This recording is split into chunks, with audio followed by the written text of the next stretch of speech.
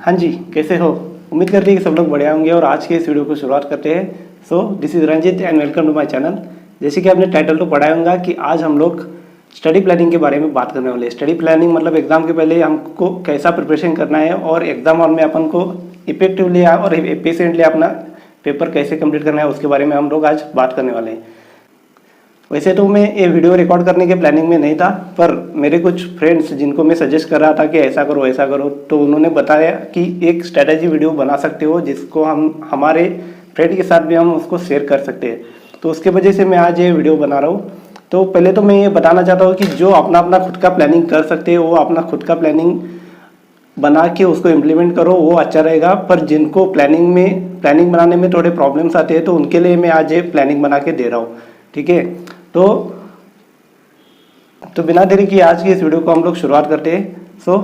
सबसे पहले तो मैं आपको ये बताना चाहूँगा कि मैं थोड़ा स्पीड में वीडियो रिकॉर्ड करने वाला हूँ। अगर आपको ये स्पीड लग रहा है तो आप थोड़ा स्पीड कम करके देख सकते हो, क्योंकि मुझे 10-15 मिनट में ख़त्म करना है। आपको ये स्ट्रैटेजी सुनने के लिए 10-15 मिनट लग सकते हैं, पर इसको इम्प्लीमेंट करने के लिए 1 सेकंड भी एक्स्ट्रा नहीं लगेगा, ठीक है। तो ऐसा मत सोचो कि यार ये बहुत बड़ी स्ट्रैटेजी है, इसको हम लोग इम्प्लीमेंट करने बैठेंगे तो पूरा एग्जाम का टाइम इसमें ही जाएगा, पर ऐसा नहीं होगा।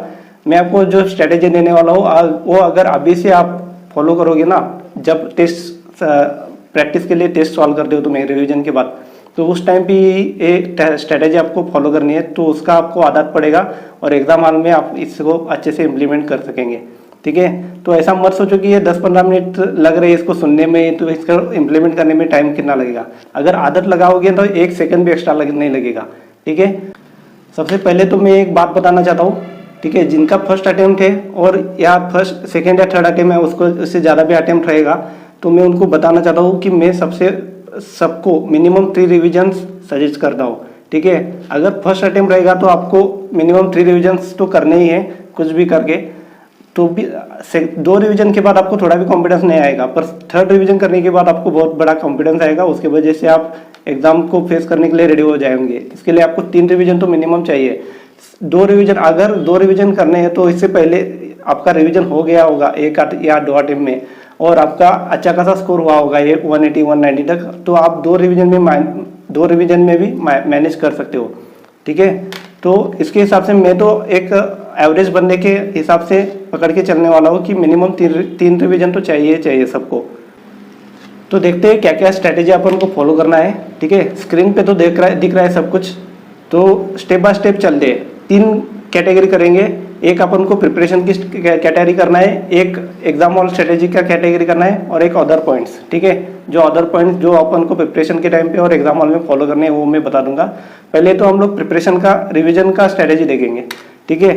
जैसे कि मैंने बताया मिनिमम 3 रिवीजन एग्जाम से पहले होने चाहिए, ठीक है। तो शुरू करते हैं। स्क्रीन पे आप सब लोग देख रहे होंगे कि पहले हम लोग रिवीजन स्ट्रेटेजी देखने वाले, ठीक है। जैसे कि मैंने बताया गया सबको मिनिमम में 3 रिवीजन सजेस्ट करता हूँ। तो पहला पॉइंट तो है आपको मिनिमम 3 रिवीजन्स करने हैं, ठीक है। Minimum 3 revision for each subject, ठीक है। तो मिनिमम 2 रिवीजन करने से कुछ नहीं होगा, आपको थोड़ा भी कॉन्फिडेंस नहीं आएगा, इसलिए आपको 3 रिवीजन तो मिनिमम करने ही करने हैं। और एक बात, कुछ लोग ऐसे होते हैं कि उनको लगता है कि लास्ट टाइम रिवीजन हो गया यार, आप सब कुछ याद है, पर अभी सिर्फ प्रैक्टिस करनी है। ऐसा समझोगे ना तो आप क्लियर ही नहीं कर पाओगे एग्जाम। आपको लगता है सब कुछ आपने दिमाग में है, पर अगर आप कोई भी क्वेश्चन पेपर लेके सॉल्व करने बैठोगे ना, आपको कुछ भी नहीं आएगा, ठीक है। तो ऐसा मत सोचो कि पिछले अटेम्प्ट में अपना रिवीजन पूरा हो गया, अभी सिर्फ प्रैक्टिस करना है, तो ऐसा नहीं चलेगा। आपको अभी भी रिवीजन करना पड़ेगा। मिनिमम 3 रिवीजन आपको चाहिए, प्लस उसके साथ आपको सॉल्विंग प्रैक्टिस भी करना है, ठीक है। उसके बाद का पॉइंट है, जब हम रिवीजन करते हैं फर्स्ट, सेकंड एंड थर्ड, ठीक है, तो उसको तो टाइम लगता है, पर एग्जाम के 1 डे बिफोर एग्जाम जो हम लोग रिवाइज करते हैं ना, वो 1 दिन में पूरा अपना सिलेबस कवर करना पड़ता है। तो उसके लिए अपन को अभी से प्लानिंग करना पड़ेगा। तो फर्स्ट, सेकंड और थर्ड रिवीजन करते हो ना, हर रिवीजन में अपन को जो इंपॉर्टेंट कंसेप्ट लगते हैं उसको हाईलाइट करते रखना है, ठीक है। हाईलाइट करते करते जो आप क्वेश्चन आंसर्स पढ़ते हो उसमें से जो क्वेश्चन आंसर्स आपको इंपॉर्टेंट लगते हैं उसको भी अपन को इम्पोर्टेंट मार्क करते जाना है, ताकि अपन को वो कंसेप्ट और इम्पोर्टेंट क्वेश्चंस एग्जाम के पहले 1 दिन हम पढ़ सकते हैं, ठीक है। तो ये 2 पॉइंट हो गए। एक तो अपन को मिनिमम 3 रिवीजन होना चाहिए एग्जाम के पहले।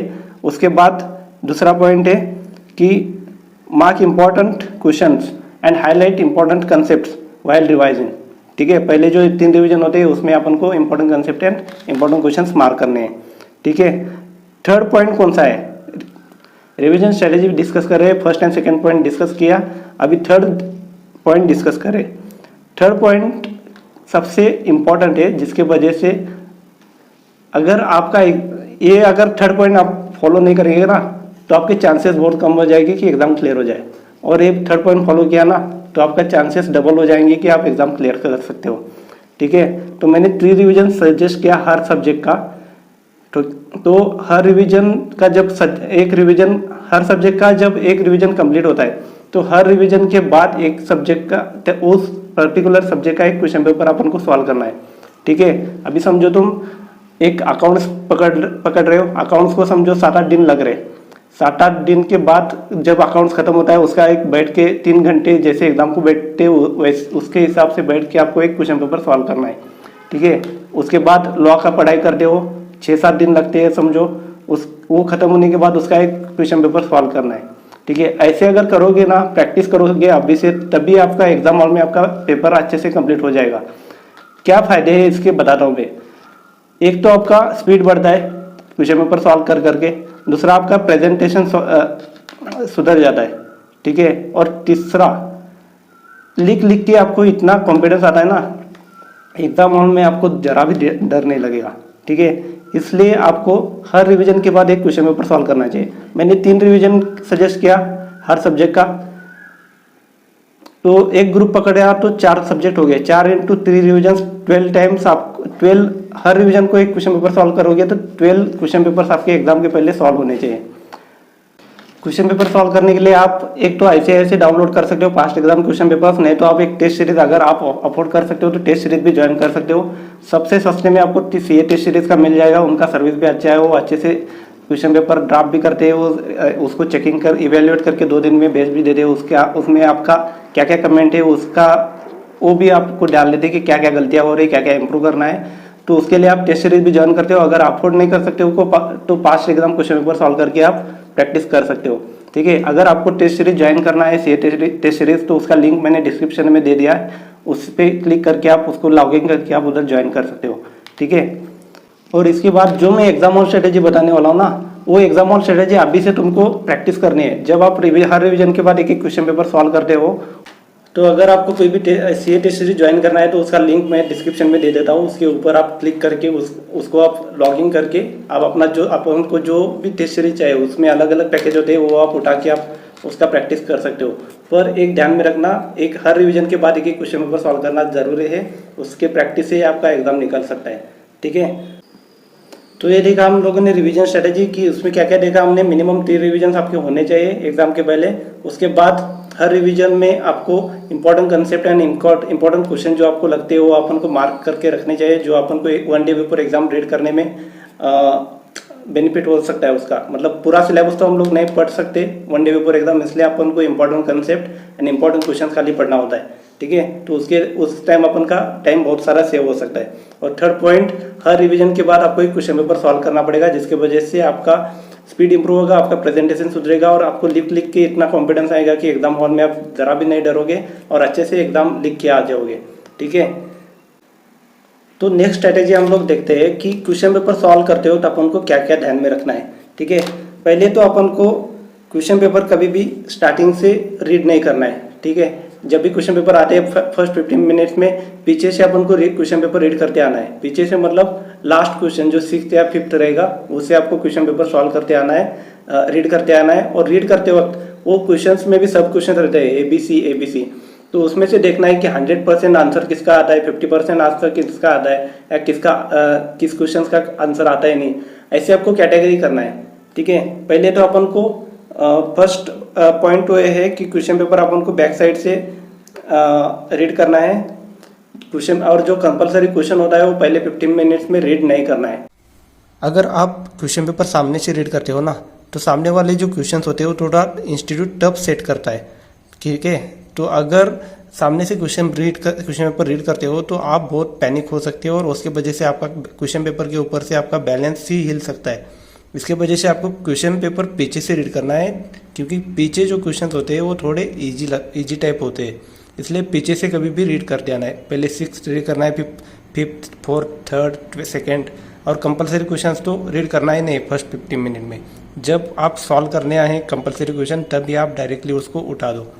बैक साइड से क्वेश्चन पेपर रीड करते हो तो अपन को जो अच्छे 100% क्वेश्चन आता है वो मार्क करना है आंसर्स, और 50-50 जो आता है उसको मार्क करना है, और जो आते ही नहीं या थोड़ा थोड़ा आता है उसको मार्क करना है, मतलब ABC एनालिसिस करना है उसमें भी।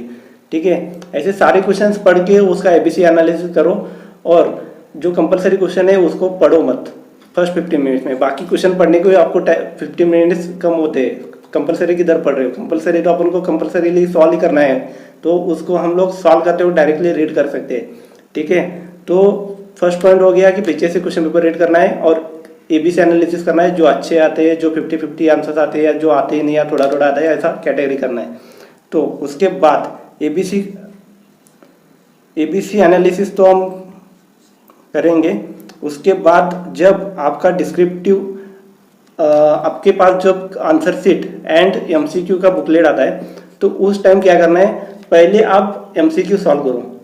MCQ सॉल्व करो और मैक्सिमम उसको 45 मिनट में आपका सॉल्व होना चाहिए। कभी भी क्या करना है, टाइम अलोकेट करते वक्त अगर 10 मिनट का 10 मार्क्स का क्वेश्चन रहा तो उसका 1.5 किया तो 50 मिनट मैक्सिमम उसको देना चाहिए। मतलब 1 मार्क को मैक्सिमम 1.5 मिनट्स आप स्पेंड कर सकते हो। तो इस हिसाब से आपको टाइम मैनेज करना है। तो 30 मार्क्स को MCQ आता है तो उसको 45 मिनट्स में आपको उसको कंप्लीट करना चाहिए। मतलब जो रीडिंग और उस बुकलेट में जो मार्किंग रहता है ना, वो सब कुछ आपको 45 मिनट्स में कवर हो सकता है, कवर करना है। मैक्सिमम आप 5-10 मिनट में एक्स्ट्रा दे सकते हो उसको। ठीक है, अगर आप MCQ सॉल्व करने के लिए 45 मिनट्स या 55 मिनट से ज़्यादा टाइम देते हो तो आपका बाकी का डिस्क्रिप्टिव जो आंसर शीट रहेगा ना, वो 70 मार्क्स का, तो वो कवर नहीं हो जाएगा रिमेनिंग टाइम में। तो इसलिए आपको 45 या मैक्सिमम 55 मिनट्स आपको MCQ को देना चाहिए। ठीक है, तो अभी MCQ सॉल्व करेंगे। उसके बाद हम लोग अभी जो क्वेश्चन पेपर रीड किया है ना हमने पहले, उसका फिर ABC किया, तो वो हम लोग लेंगे, अभी आंसर शीट भी लेंगे, और फिर हम लोग डिस्क्रिप्टिव क्वेश्चन आंसर सॉल्व करना चालू करेंगे। तो डिस्क्रिप्टिव क्वेश्चन आंसर सॉल्व करते हुए क्या करना है, अपन जब क्वेश्चन पेपर रीड कर रहे हो तो ABC एनालिसिस किया है ना, तो देखो अभी मैं स्क्रीन पे दिखाता हूँ आपको। समझो क्वेश्चन नंबर 1 है, क्वेश्चन नंबर 2, 3, 4, 5 एंड 6, एंड उसमें से ABC कैटेगरी सब क्वेश्चन है। ठीक है, स्क्रीन पे आप देख रहे हो सब कुछ। तो क्वेश्चन 6 थे, हम लोग पीछे से रीड करते हैं क्वेश्चन पेपर। तो क्वेश्चन 6 थे, तो 6 क्वेश्चन में ए वाला जो क्वेश्चन है वो हमको 100% आता है। ठीक है, और B वाला क्वेश्चन है वो हमको 50% आता है या 50-50 आंसर आता है उसका, और C क्वेश्चन है वो अपन को 100% आंसर आता है उसका। ठीक है, 6 हो गया। अभी 5th रीड करते हैं। 5th रीड किया, अपन को 50% आता है। B रीड किया, 100% आता है। C रीड किया, 50% आता है। ठीक है, ऐसे देख रहे हो आप। 4th का भी मार्किंग किया मैंने, ऐसा ऐसा हो रहा है। तो अभी ऐसे मार्किंग करने के बाद अपन को समझ देखना है कि कौन से क्वेश्चन का सब क्वेश्चंस में 100 मार्क्स में 100% आंसर्स आने वाले ज़्यादा क्वेश्चन है। ठीक है, तो इसमें देखा जाए तो 6 क्वेश्चन ही मुझे दिख रहा है कि जिसमें 100% अपन को आंसर्स आते हैं। तो पहले अपन को 6th क्वेश्चन उठाना है। ठीक है, तो 6 क्वेश्चन उठाया, तो फर्स्ट 6 का एक क्वेश्चन है जो 100% आता है वो पहले लिख दिया। ठीक है, उसके बाद 6 का C क्वेश्चन जो 100% आता है अपन को वो लिख दिया। ठीक है, पर फिर 6 का B क्वेश्चन जो अपन को दिख रहा है 50% आता है, उसके लिए हम लोग नंबर डालेंगे, 6th B नंबर डालेंगे। उसके लिए जितना जगह लगता है वो पेजेस छोड़ेंगे, फिर आगे बढ़ेंगे। ठीक है, फिर हम लोग क्या उठाएंगे, 5th क्वेश्चन उठाएंगे। 5th क्वेश्चन में क्या हो, 5th में B अपन को 100% आता है। ऐसा नहीं कि 6th, 5th, 4th ऐसा ही जाना है, ऐसा नहीं। अगर 3rd में आपको अच्छे क्वेश्चन आंसर्स आते हैं तो वो 3rd भी पहले आप लिख सकते हो, ऐसा करना है। मतलब 100% जिसका आंसर आता है ना वो पहले अच्छे से लिखना है। तो अभी 6th का हमने कंप्लीट किया। अभी 5th का जो B 100% आता है उसका आंसर आपने लिख दिया, और 5th का A एंड C जो 50-50 आता है उसके लिए हम लोग 5th A नंबर डालेंगे, उसके लिए पेजेस छोड़ेंगे। फिर 5th C उसके लिए नंबर डालेंगे और पेजेस छोड़ेंगे। फिर अपन 4th पे जाएंगे। 4th नहीं तो 4th से अच्छा हमको 2nd ही आता है, तो पहले 6 लिखा, 5th लिखा, अभी 2nd उठा रहे हैं। 2nd का B अपन को 100% आता है। ठीक है, तो B अपन को अच्छे से लिखना है, 2nd B।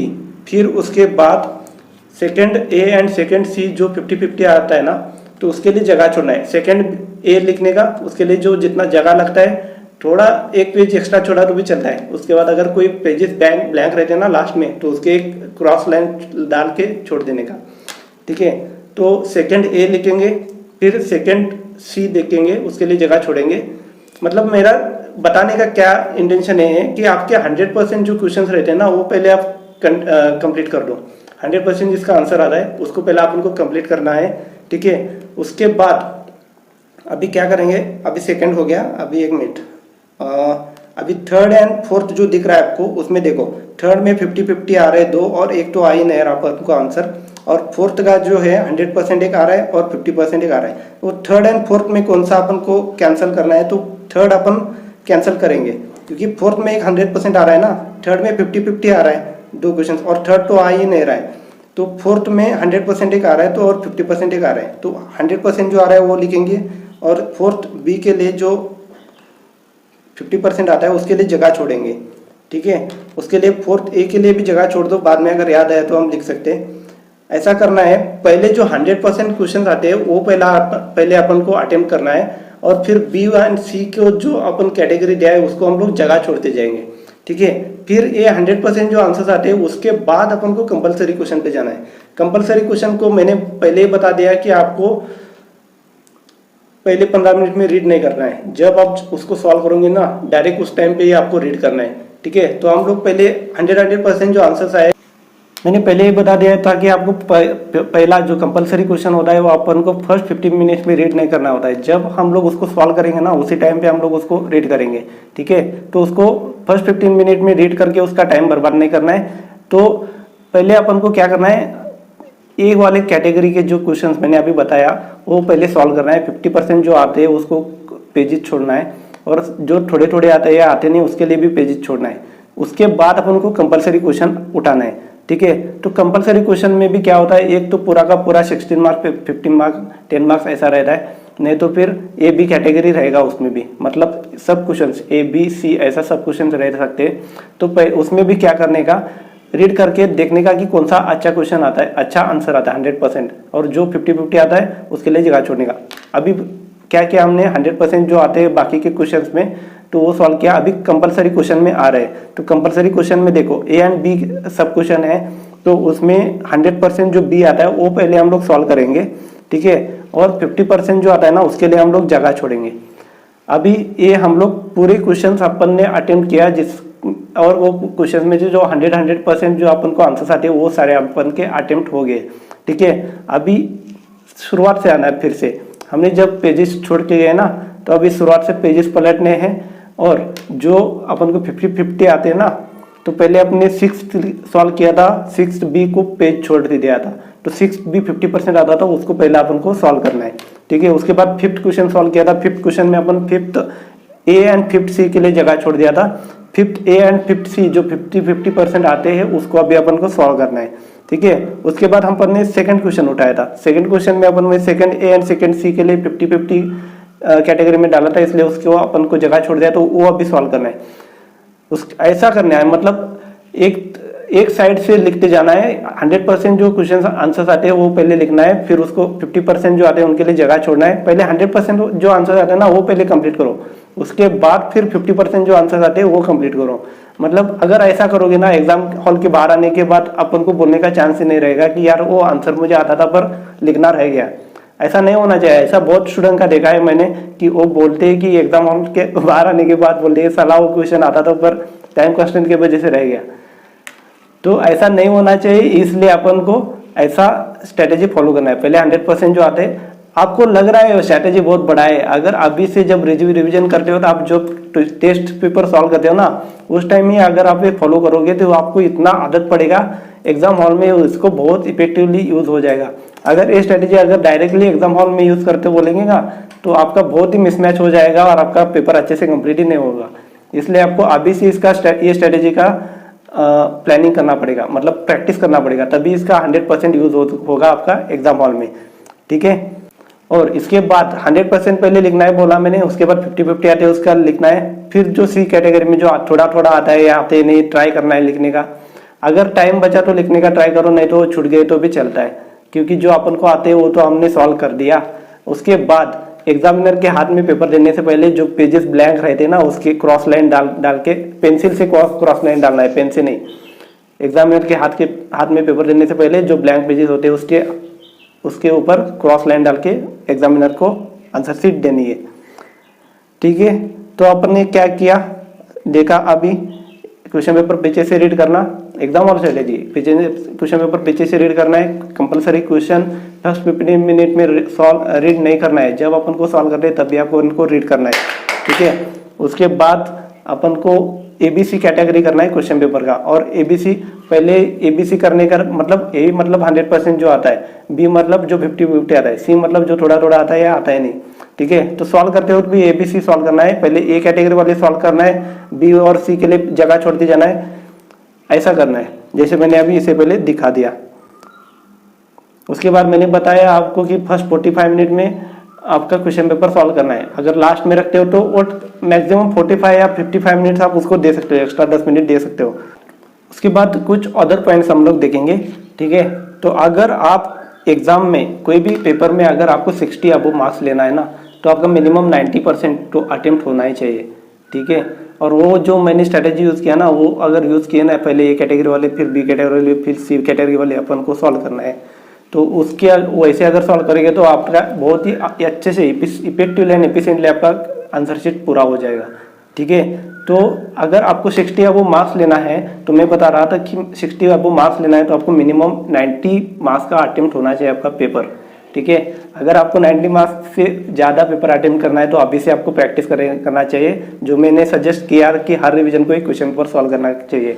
अगर ऐसे करोगे ही तो ही आपका स्पीड बढ़ेगा, प्रेजेंटेशन सुधरेगा और कॉन्फिडेंस आएगा, उसके वजह से ही आपका पेपर अबव 90 जा सकता है। तो अगर आप प्रैक्टिस नहीं करोगे ना तो 70 अबव भी नहीं जाएगा, ये लिख के रख लो। ठीक है, एक पॉइंट हो गया सम अदर पॉइंट्स का, जो 60 मार्क्स से अब वो अपन को मार्क्स लेना है तो 90% तो आपका पेपर अटेम्प्ट होना चाहिए। ठीक है, फिर दूसरा पॉइंट, अपन को पेपर स्पीड में सॉल्व करना है और केयरफुली सॉल्व करना है। ठीक है, विथ प्रॉपर थिंकिंग, जो कि मिस्टेक्स होने नहीं चाहिए। इतने स्पीड में मतलब कैसे भी मत सॉल्व करो, आपको प्रॉपर थिंक करके प्लानिंग के साथ सॉल्व करना है, क्योंकि मिस्टेक्स ना हो।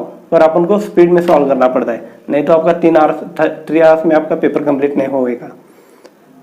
उसके बाद कभी भी आंसर लिखने से पहले ना, पहले थिंक करो मतलब 5-10 मिनट लग के थिंक नहीं करना है, विदिन 2-3 सेकेंड्स अपन को थिंक करना है कि अपन को कैसे स्टार्ट करना है, कैसे प्रेजेंट करना है, उसके बाद ही अपन को आंसर लिखना स्टार्ट करना है। ऐसे करोगे तो ये आपका अच्छे से आंसर प्रेजेंट करेगा, नहीं तो क्वेश्चन रीड किया, चलो लिखने स्टार्ट कर रहे, फिर बाद में याद आएगा यार ये प्रोविजन तो पहले लिखनी थी। ऐसा करोगे तो पूरा आगे पीछे फिर खड़ा खोड़ हो जाएगा, एक कैंसिल करो फिर वो प्रोविजन लिखो, ऐसा नहीं होना चाहिए। इसलिए पहले अच्छे से प्लान करो मतलब 5-10 मिनट नहीं लगाना है, वो 2-3 सेकंड में अपन को थिंक करना है कि कैसा शुरुआत करना है, कैसा प्रेजेंट करना है। ठीक है, और 1 डे बिफोर एग्जाम सबसे important point, 1 day before exam जब आप प्रिपरेशन करते हो, मैंने बताया रिवीजन के टाइम अपन को इंपॉर्टेंट कंसेप्ट मार्क करने हैं और इंपॉर्टेंट क्वेश्चन मार्क करने हैं। ठीक है, वो तो हो जाएगा, पर 1 डे बिफोर एग्जाम जब प्रिपरेशन करते हो तब अपन को कैसा करना है, अपन को ABC कैटेगरी टॉपिक्स, जो अपन के हर सब्जेक्ट का टॉपिक्स होता है ना, उसका ABC कैटेगरी करके रखना है, पहले ही करके रखना है। वो एग्जाम के पहले दिन बैठ के मत करो, फर्स्ट सेकंड थर्ड रिवीजन कर रहे हो ना, उस टाइम ही करके रखो। फिर जो A कैटेगरी वाले टॉपिक रहते हैं ना, वो पहले कंप्लीट करो। 1 डे बिफोर एग्जाम बोल रहा हूँ मैं, A कैटेगरी टॉपिक जो होते तो वो पहले कंप्लीट करो, उसके बाद B कैटेगरी वाले टॉपिक कंप्लीट करना है, फिर C कैटेगरी पे जाना है। ऐसा करोगे तो ये आपका अच्छे से सिलेबस कवर हो जाएगा। ठीक है, और तब A और B और C करते वक्त अपन को वही रेफर करना है जो अपन ने मार्क करके रखा है पिछले 3 रिवीजन में, जो अपन को 1 डे बिफोर रीड करना है करके अपन ने important concept and important question जो मार्क किया है वो अपन को करना है। पर ABC कैटेगरी में करना है, A कैटेगरी वाले टॉपिक पहले करना है, उसके बाद B कैटेगरी वाले करना है, फिर C कैटेगरी करना है, ऐसा करना है। ठीक है, और एक बात बतानी रहेगी, आप कभी भी रिवीजन करते वक्त ना एक ही सब्जेक्ट को पकड़ के रिवीजन करना चाहिए। ठीक है, नहीं दिन में 3-4 सब्जेक्ट लेके नहीं बैठना है। अभी आप अकाउंट्स पकड़े ना, अकाउंट्स खत्म होने तक 5 दिन लगने दो, 6 दिन लगने दो, 8 दिन लगने दो, अकाउंट्स ही करना है, ठीक है। उसके बाद दूसरा सब्जेक्ट पकड़ना है, फिर फुल वो खत्म होने तक 5-6 दिन वही पकड़ना है। ऐसे करोगे तो अच्छे से आपका पढ़ाई हो जाएगा। अगर दिन में 4-4 सब्जेक्ट करते बैठेगा ना, तो हर सब्जेक्ट का लिंक तुम्हारा टूट जाएगा, ठीक है। तो अगर क्वेश्चन पेपर सॉल्विंग प्रैक्टिस भी करना है ना आपको, तो एक सब्जेक्ट खत्म करके उसका क्वेश्चन पेपर सॉल्व करना पड़ेगा, फिर दूसरा सब्जेक्ट खत्म करके उसका क्वेश्चन पेपर सॉल्व करना पड़ेगा, ऐसा करना पड़ेगा। पर बेस्ट स्ट्रैटेजी है कि आपको एक ही सब्जेक्ट खत्म करना चाहिए, ना कि डेली 4-4 सब्जेक्ट, ठीक है। तो आपको लग सकता है कि ये 20-25 मिनट का वीडियो हो गया है, 15 मिनट का वीडियो है, ये सुनने में इतना बड़ा स्ट्रैटेजी लग रहा है, तो इसका हम लोग इम्प्लीमेंट कैसे कर सकते हैं, ये अपन को ऐसा लगता है। पर अगर ये असल में अपन ये इम्प्लीमेंट करने जाएंगे ना, तो 1 सेकेंड भी एक्स्ट्रा नहीं जाएगा, ठीक है। फर्स्ट सेकेंड थर्ड टाइम अपन जब सॉल्व इम्प्लीमेंट करने में बैठेंगे, तब एक 5 मिनट मैक्सिमम एक्स्ट्रा लगेंगे यार। 3 आवर्स एंड 50 मिनट्स हम बैठते हैं ना, जब हम 3 आवर्स एंड 50 मिनट्स बैठ के अपन क्वेश्चन पेपर सॉल्व करेंगे ना प्रैक्टिस वक्त, हर रिवीजन के बाद एक क्वेश्चन पेपर मैंने जब बोला, तो वो करते वक्त अपन तब हम इम्प्लीमेंट करने बैठेंगे ना, 3-4 मिनट आपकी एक्स्ट्रा जा सकते हैं। पर इसका आदत पड़ेगा आपको, और बार बार क्वेश्चन पेपर सॉल्व करते वक्त अगर आप ये स्ट्रेटेजी इम्प्लीमेंट करोगे तो इसका आदत पड़ेगा। फिर एग्जाम हॉल में आपका 1 सेकेंड भी एक्स्ट्रा नहीं लगेगा, क्योंकि वो आपको दिमाग में रहेगा कि पीछे से स्टार्ट करना है लिखना, फिर एक क्वेश्चन 100% जो आना है वो सॉल्व करना है, बी एंड सी के लिए जगह छोड़ना है, फिर 100% कंप्लीट हो गया। बी कैटेगरी क्वेश्चन सॉल्व करना है जो 50-50 आते हैं, फिर सी कैटेगरी सॉल्व करना है। बहुत ही ईजी है। ये आपको समझाने के लिए मैंने इतना बड़ा वीडियो बनाया कि एक्सप्लेन करते करते, अगर ये मैं सारे पॉइंट्स आपको बताने चला ना, तो विदिन 30 सेकंड से सारे पॉइंट्स हो जाएंगे, ठीक है। तो ये स्ट्रेटेजी फॉलो करो, देख लीजिए। आप जब टेस्ट सीरीज चाहिए तो ले लो, नहीं तो फिर past exam question paper solve करो। पर सॉल्व करते वक्त ये स्ट्रेटेजी अप्लाई करके देखो कैसे लगता है आपको, ठीक है। सो इधर ही कंप्लीट करते हैं वीडियो। और अगर आपको ऐसी टिप्स एंड वीडियोस देखने हैं तो चैनल को फॉलो कर लीजिएगा, सब्सक्राइब कर लीजिएगा और बेल आइकन को भी प्रेस कर लीजिएगा, ठीक है। Thank you so much for watching this video.